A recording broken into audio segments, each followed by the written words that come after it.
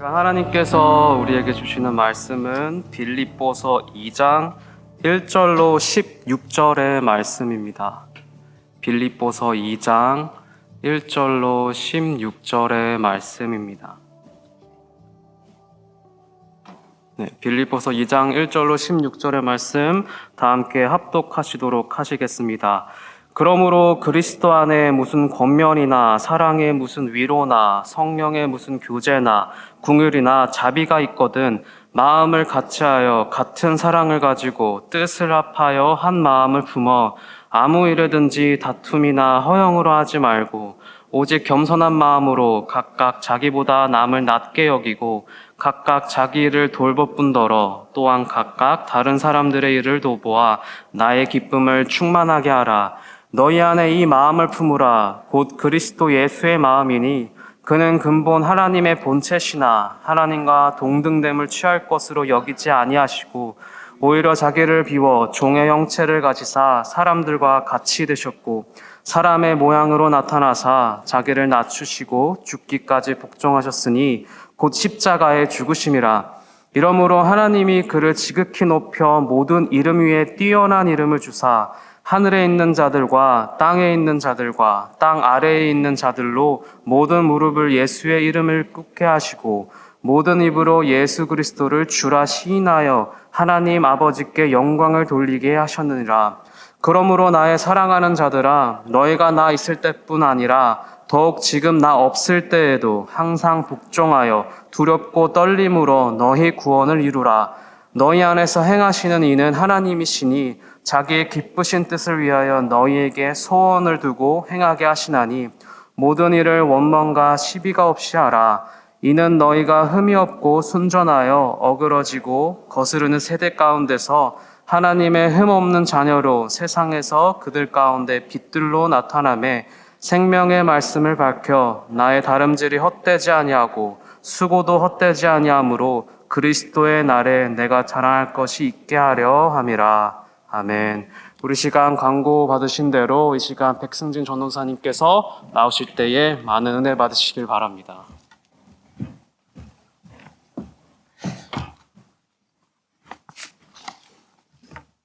할렐루야, 반갑습니다. 제가 오늘 이 자리 쓰는 걸 너무 하나님께 감사를 드립니다.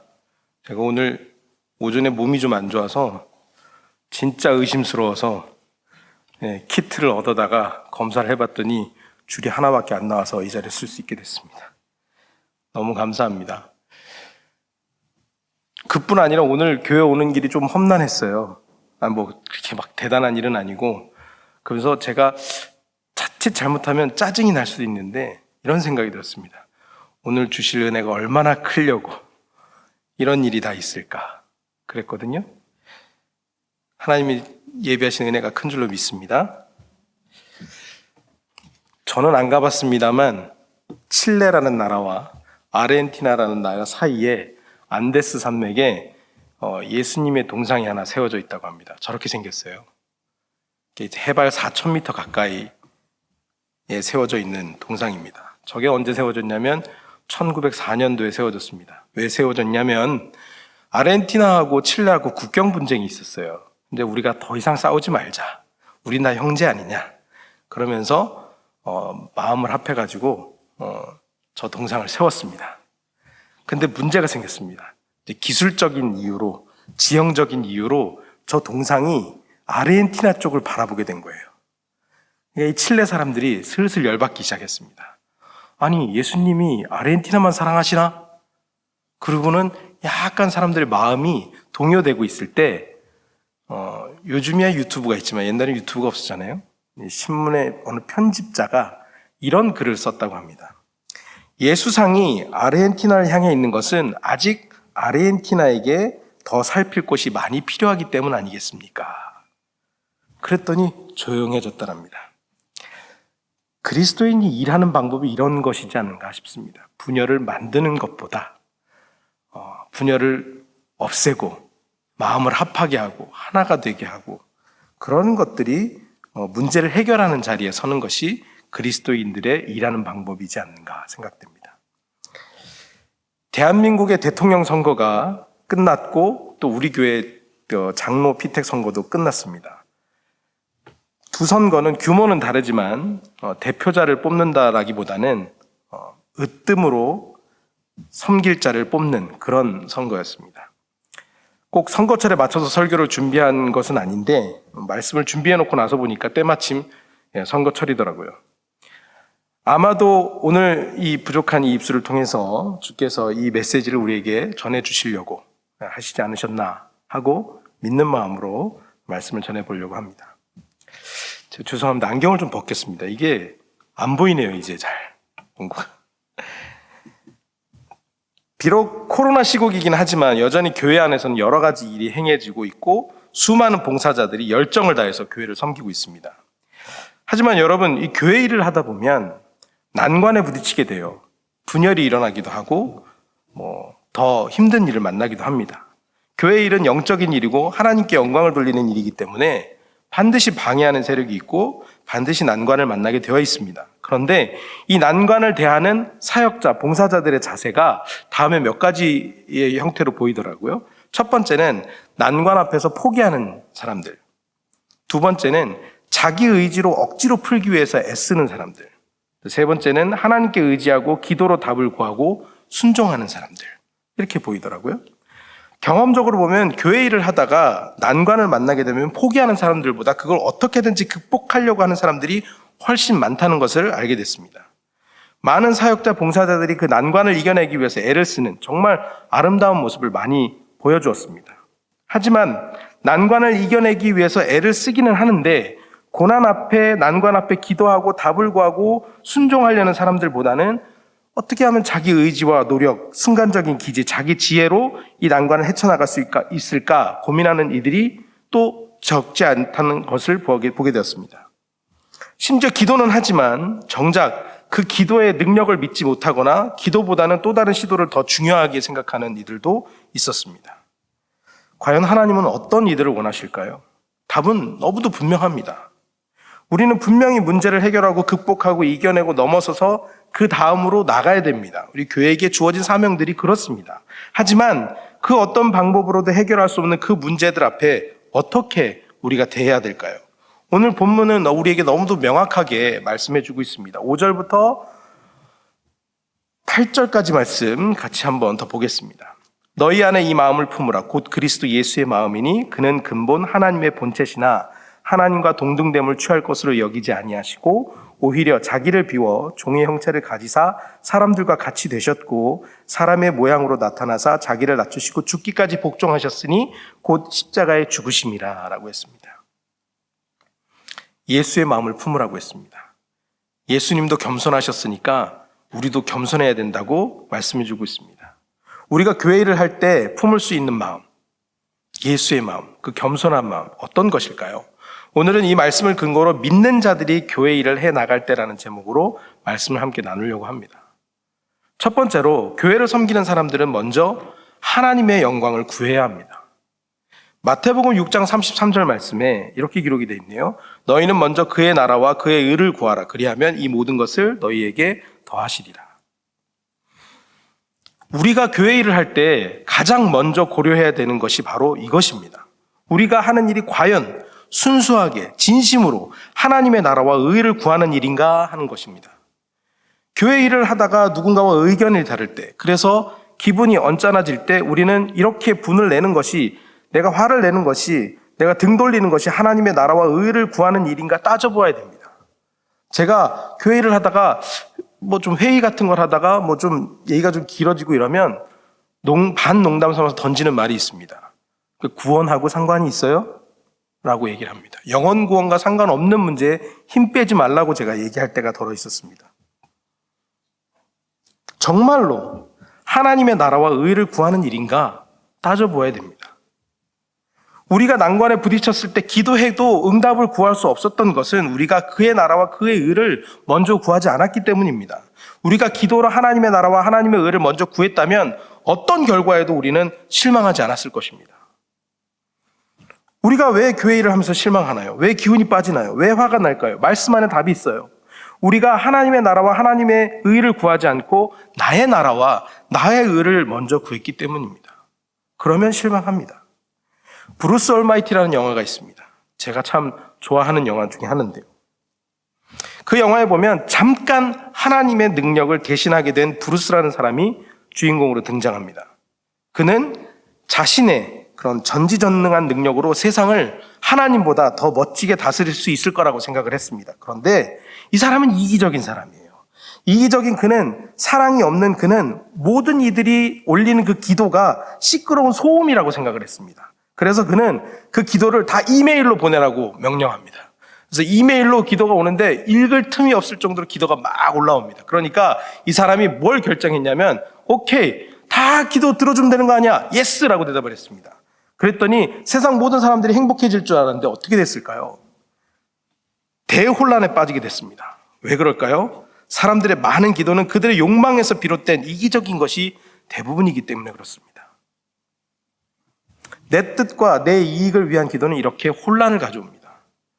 우리의 이기적인 기도가, 그 욕망이 하나님께서 지으신 질서를 역행하는데 하나님께서 어떻게 거기에 답을 주시겠습니까? 하나님은 질서의 하나님이시거든요. 창조 사역을 통해서 질서를 잡으셨는데 그 질서를 흐트러뜨리는 기도인데 어떻게 그 기도에 응답해 주실 수 있겠습니까? 반면에 모든 세상의 질서를 잡으시고 운행하시는 하나님 뜻에 합당한 기도, 하나님의 나라와 하나님의 의를 구하는 기도는 어떨까요? 모든 기도가 순적하게 이루어지는 것을 볼 수 있습니다. 물론 시간이 좀 오래 걸릴 수도 있고 또 때로는 금방 이루어질 수도 있습니다. 때로는 하나님의 역사하심이 신묘막측해서 그 기쁨이 이루 말할 데 없음을 우리가 깨닫게 됩니다. 어린아이가요, 1살이 되면 한국에서는 돌잔치를 할 때 뭘 하죠? 돌잡이 합니다. 이래서 상에다가 물건들을 쫙 올려놓고 뭐 연필, 뭐 실, 돈 이렇게 올려놓고, 요즘은 뭐 타블렛도 올려놓는다고 하더라고요. 그런 것들을 올려놓고 어떤 걸 찝나 부모들이 보는 거죠. 근데 그 자리에 홍두깨, 칼, 흉기, 대포폰 이런 거 올라가지 않습니다. 대부분 그 아이 부모들이 아이가 장래되었으면 좋겠다 싶은 물건들을 올려놓거든요. 그리고는요, 부모가 원하는 것을 아이도 정말 그걸 고르는지 지켜봅니다. 하나님께서 우리에게 기도하기 원하시는 것도 이와 같지 않나 싶습니다. 하나님께서 그냥 우리를 들어서 하나님 뜻대로 그냥 쓰셔도 돼요. 그래도 누가 뭐라고 할 수 없습니다. 왜 굳이 기다리시고 기도하게 하실까요? 하나님께서 우리에게 원하시는 길이 있는데 정말로 그 길을 가는지 보시려는 거예요. 그래서 하나님과 우리의 뜻이 맞아떨어지는지 보시는 겁니다. 그 뜻이 맞아떨어질 때 정말로 하나님의 나라와 하나님의 의를 구하는 기도를 하고 그것을 위해서 일하고 있을 때 하나님께서 기뻐하시는데 그 기쁨이 얼마나 클까요? 철저하게 내 뜻과 의를 위하는 것이 아니라 하나님의 나라와 의를 위한 기도를 드리는 자의 기도의 의미는 이렇습니다. 하나님, 하나님의 나라와 의를 위해서 기도합니다. 이제부터 하나님께서 하시는 일을 전적으로 의지합니다. 어떤 응답을 주시든 내가 주의 뜻을 따르겠습니다. 모든 것이 주의 뜻이니 감사하겠습니다. 이게 정상적인 기도입니다. 하나님 이거 안 들어주시면 저 삐질 거예요. 하나님 교회 안 나올 거예요. 하나님 이거 안 들어주시면 저도 다 방법이 있습니다. 이건 기도가 아니죠. 여러분, 제가 말로 이렇게 설명을 드리니까 그렇게 기도하는 사람이 어디 있어요? 라고 하시겠지만 우리의 기도 내용을 찬찬히 뜯어보면 그런 기도들이 많더라는 거예요. 내 나라와 내 의를 위한 기도가 많았다는 것입니다. 하나님의 의와 하나님의 나라를 기도함으로 먼저 구하면 그 말씀 안에서 역사가 일어나는데요. 제가 진짜 좋아하는 성경 구절 중에 하나거든요. 빌립보서 4장 4절부터 7절까지 말씀. 외우시는 분들도 많이 계실 겁니다. 주 안에서 항상 기뻐하라. 내가 다시 말하노니 기뻐하라. 너희 관용을 모든 사람에게 알게 하라. 주께서 가까우시니라. 아무것도 염려하지 말고 다만 모든 일에 기도와 간구로 너희 구할 것을 감사함으로 하나님께 아뢰라. 그 다음이 중요합니다. 그리하면 모든 지각에 뛰어난 하나님의 평강이 그리스도 예수 안에서 너희 마음과 생각을 지키시리라. 진짜 하나님의 나라와 의를 먼저 구하는 사람은 기뻐할 수밖에 없고요. 염려를 버릴 수밖에 없고요. 감사함으로 필요한 것을 구할 수밖에 없습니다. 그러면 그때 역사가 일어나는데 그것은 바로 하나님께서 모든 지각에 뛰어난 하나님의 평강이 그리스도 예수 안에서 우리의 마음과 생각을 바꾸시는 역사가, 상황은 안 바뀌었는데 내 마음과 내 생각을 바꾸시는 역사가 일어난다는 거예요. 그러면 우리는 사역 가운데서 기쁨이 가득할 수밖에 없습니다. 그러니까 말씀 앞에서 기뻐하라, 기뻐하라라고 말씀하고 있지 않습니까? 막판에 어떤 결과가 일어날지 이미 알고 있기 때문에 기쁠 수밖에 없습니다. 그래, 괜찮아. 이 마귀 새끼들아, 아무리 덤벼봐라. 내가 눈 하나 깜짝 하나. 우리 뒤에 하나님이 계셔. 내가 지금 이 일을 나조차고 하는 것 같아? 하나님의 영광을 위해서 하는 거 어디 앞에서 까불고 있어? 내 뒤에 어떤 일이 일어나는지 한번 봐봐. 이런 자신감이 나옵니다. 뒤에는 승리하는 것을 알고 있기 때문에 기쁠 수밖에 없는 겁니다. 하나님께서 그동안 한 번도 떠나지 않으시고 동행하실 것을 알기 때문에 기쁠 수밖에 없습니다. 지금 우리가 코로나 시국이라 약간 위축되어 있긴 하지만 그래도 교회에서 행하는 수많은 다양한 일들을 통해서 추구하는 것이 무엇입니까? 만약 우리가 우리들 중에 누군가의 이익을 위해서 혹은 개인의 영광을 위해서 일한다면, 교회 일이라고 일을 했는데 그것이 누군가의 개인의 영광을 위해서 일하고 있는 것이라면 우리 중에 누군가는 반드시 상처받게 되어 있습니다. 우리는 누군가의 기분을 맞추기 위해서, 누군가의 이익을 위해서 교회로 모인 것이 아니기 때문입니다. 하지만 교회에서 일어나는 모든 일이 하나님의 영광을 위해 모든 초점이 맞춰져 있다면 어떨까요? 내가 내 돈 들여서, 시간 들여서, 정성 들여서 일을 했는데 그것이 하나님께 영광이 되었다면 얼마나 기쁜 일입니까?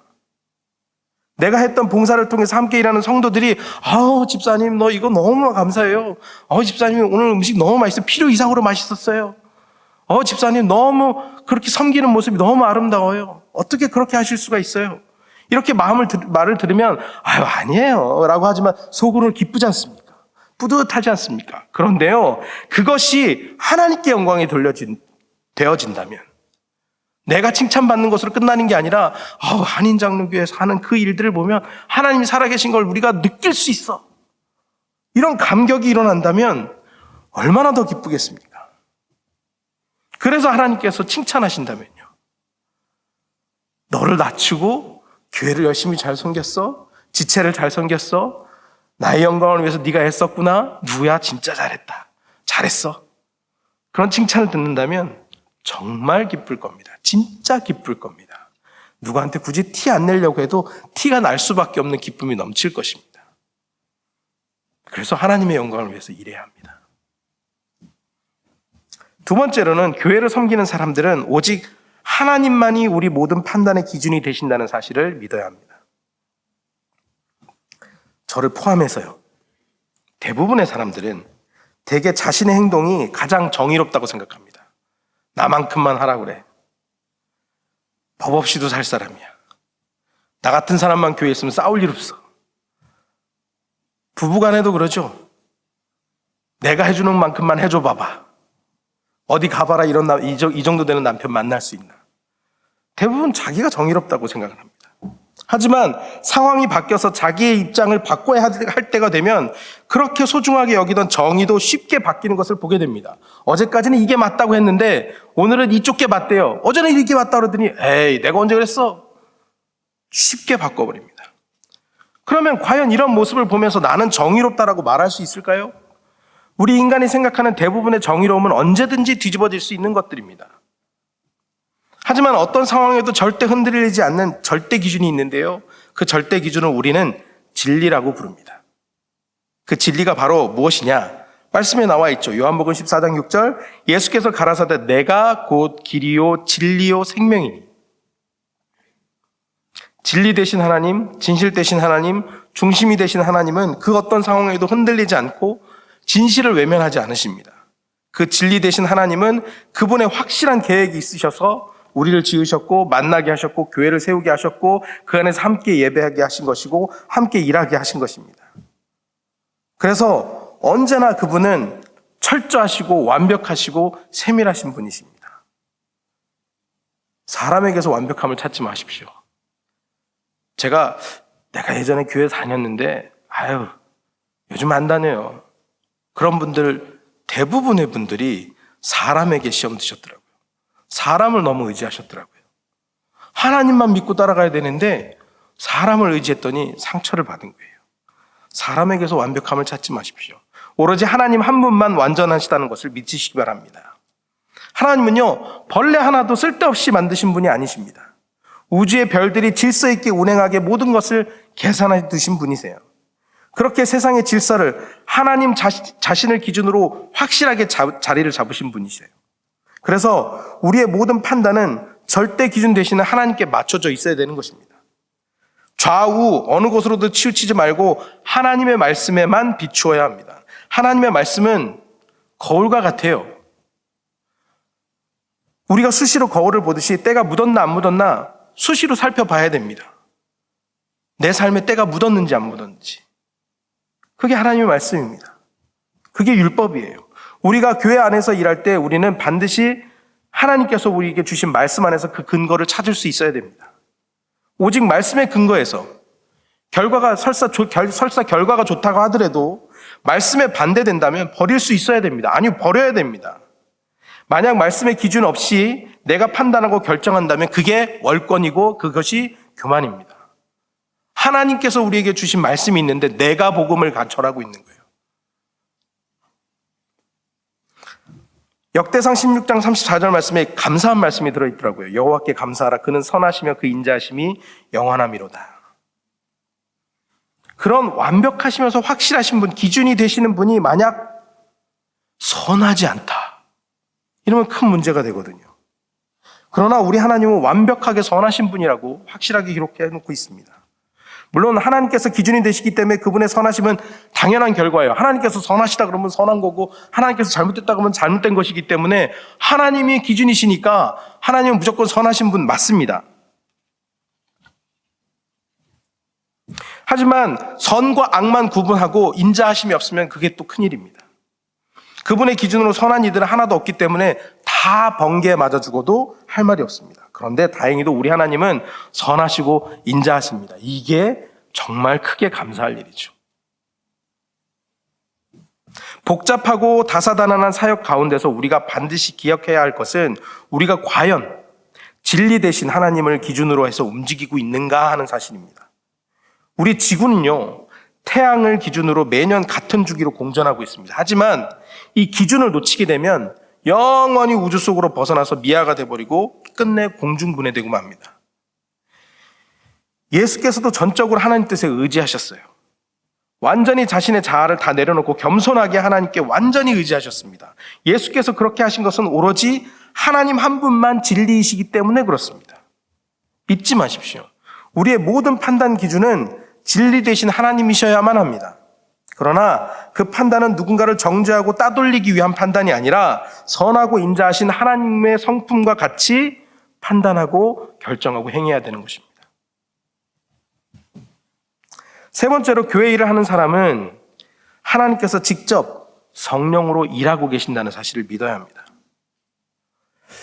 이 자리에 모인 우리 모두는 하나님의 살아계심을 믿는다는 크리스찬입니다. 그러시죠? 하나님의 살아계심을 믿는다면 그에게 드리는 기도 또한 반드시 응답된다는 사실도 믿으신다는 말이에요. 맞습니까? 그렇다면 우리가 기도하면 살아계신 하나님께서 성령으로 역사하신다는 것 믿으시죠? 근데 왜 기도 안 합니까?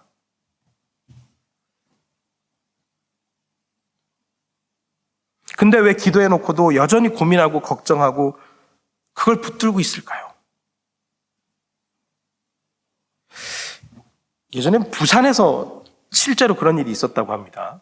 어느 교회에 들어가는 큰 골목이 있는데 그게 큰 길하고 붙어 있어서 그 골목 입구에 은혜 받으러 교회 예배 드리려고 은혜 받으려고 교회에 막 가면 그 골목 입구에 술집이 크게 오픈을 했다는 거예요. 교회가 먼저 있었는데 나중에 그 입구에 술집이 생긴 거예요. 그러니까 교회를 가려는 사람들은 다 그 술집을 지나가야 돼요. 그러니까 지나갈 때마다 은혜가 안 돼요. 그래서 성도들이 다 모여서 저 술집 망하게 해달라고 기도회를 했습니다.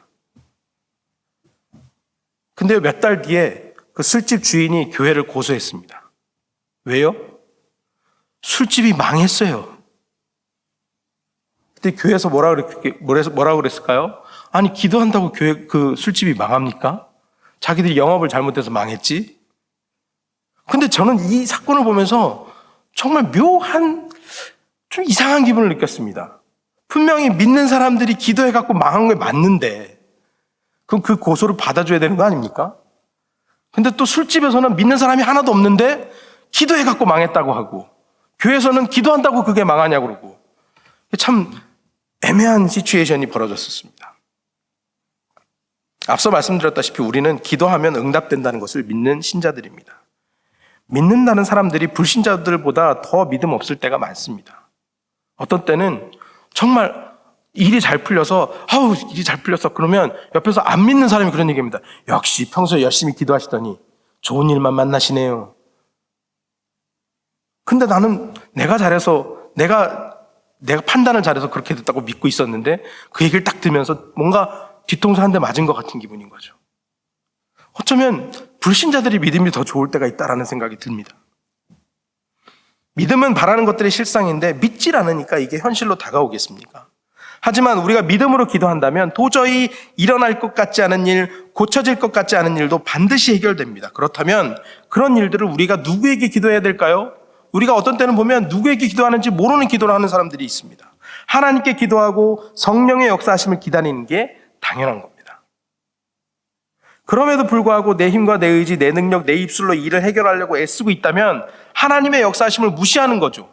기도했으면 하나님께서 일하시는 걸 믿는 건데 왜 내 힘과 내 의지로 어떻게든지 내 원래 계획대로 해나가려고 그렇게 애를 쓰는 걸까요? 물론 아무 일도 하지 말라는 얘기가 아닙니다. 하나님 뜻에 합한 진리의 그 기준에 맞는 하나님의 영광이 되는 일을 하고 있는가 하는 것이죠. 내 힘과 내 의지로 계속 그 일을 밀어붙인다면 하나님이 하실 일을 미리 회방돋는 것입니다. 하나님은요, 나를 위해서 늘 일하시는 분이십니다.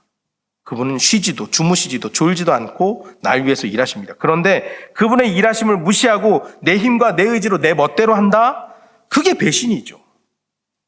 하나님께서 하실 멋진 일을 망쳐놓는 거예요. 예수께서는 하나님께서 반드시 역사하신다는 믿음으로 하나님의 일을 행하셨습니다. 광야 시험에서 보여지듯이 예수님의 욕심이 아니라 말씀에만, 진리에만 의지하셨어요. 우리는 그리스도의 모든 것을 따르겠다는 크리스찬입니다. 그렇다면 우리를 볼 때 우리의 모습을 통해서 그리스도의 모습이 보여야 돼요.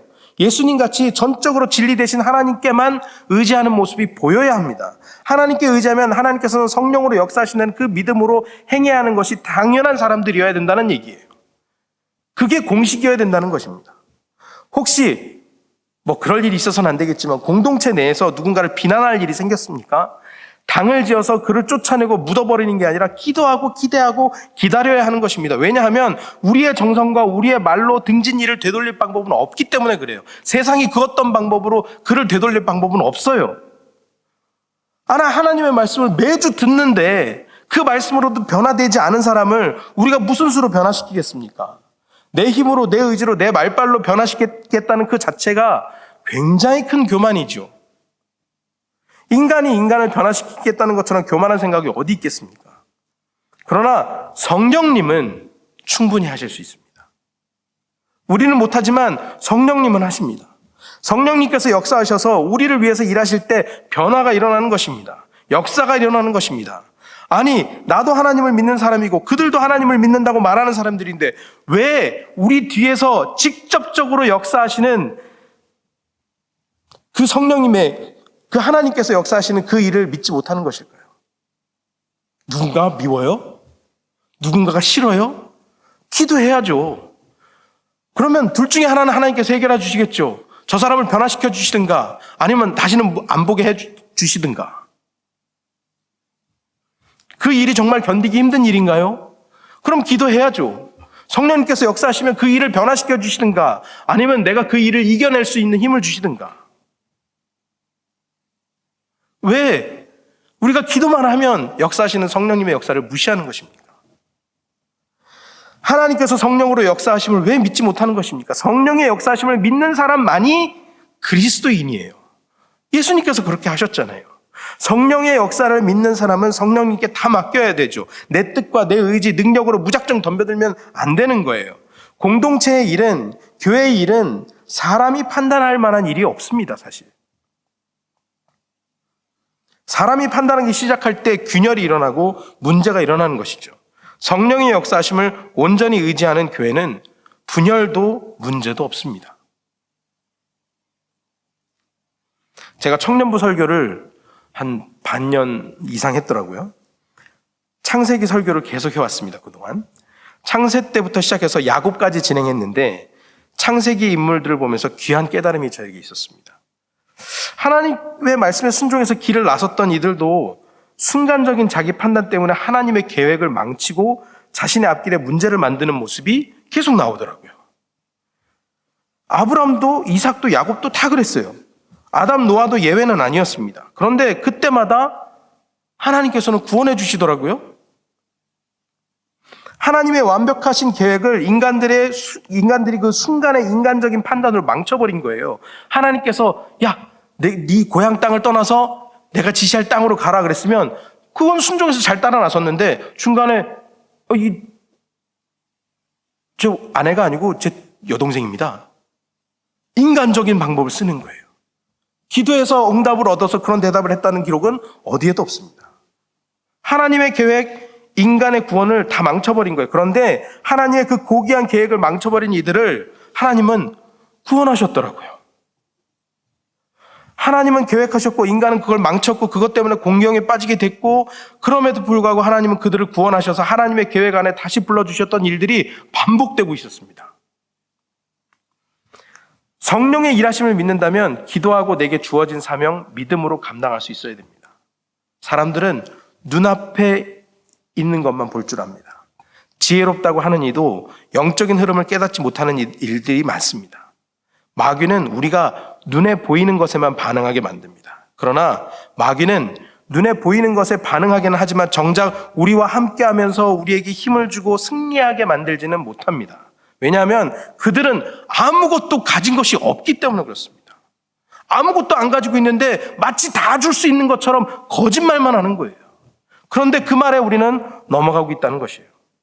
그러나 세상을 만드시고 세상을 운행하게 하시고 모든 영적인 것들의 주인 되신 하나님께서는 우리에게 분명히 말씀하셨습니다. 마태복음 28장 18절부터 20절까지 말씀 여러분 잘 아시죠? 예수께서 나와 말씀하여 이르시되 하늘과 땅의 모든 권세를 내게 주셨으니 그러므로 너희는 가서 모든 민족을 제자로 삼아 아버지와 아들과 성령의 이름으로 세례를 베풀고 내가 너에게 분부한 모든 것을 가르쳐 지키게 하라. 볼지어다 내가 세상 끝날까지 너희와 항상 함께 있으리라 하시니라.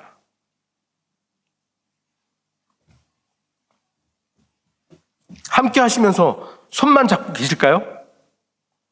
함께 하신다는 얘기는 우리를 통해서 역사하신다는 말씀입니다. 우리를 통해서 일하시겠다는 말씀이에요. 성경에 나타난 믿음의 조상들을 보면 그들이 했던 일들 대단한 일은 맞습니다. 근데 그들이 직접 한 게 없어요. 결국은 하나님께서 다 하신 거예요. 아까도 말씀드렸지만 아브라함이 무슨 대단한 일 했습니까? 그저 명령 따라서 고향을 떠나는 게 다예요. 그러나 그 외에 다른 일들은 자기 마음대로 하다가 일만 더 커졌어요. 그런데 그 일을 하나님께서 다 수습하셨습니다. 이삭이요? 성경에 기록된 업적이 별로 없습니다. 하나님께서 우물을 주셨는데 그 우물을 못 지켜갖고 뺏기고 또 뺏기고 그러면 또 하나님께서 또 우물 찾게 해주시고 또 찾게 해주시고 또 찾게 해주시고 야곱은 형의 축복을 가로채고 도망쳤습니다. 그가 한 일이 뭐예요? 하나님께서 만나주시고 씨름해주시고 지혜를 주시고 그런 상황을 다 마련해 주신 거예요. 안 그랬으면 형한테 맞아 죽었을지도 모릅니다.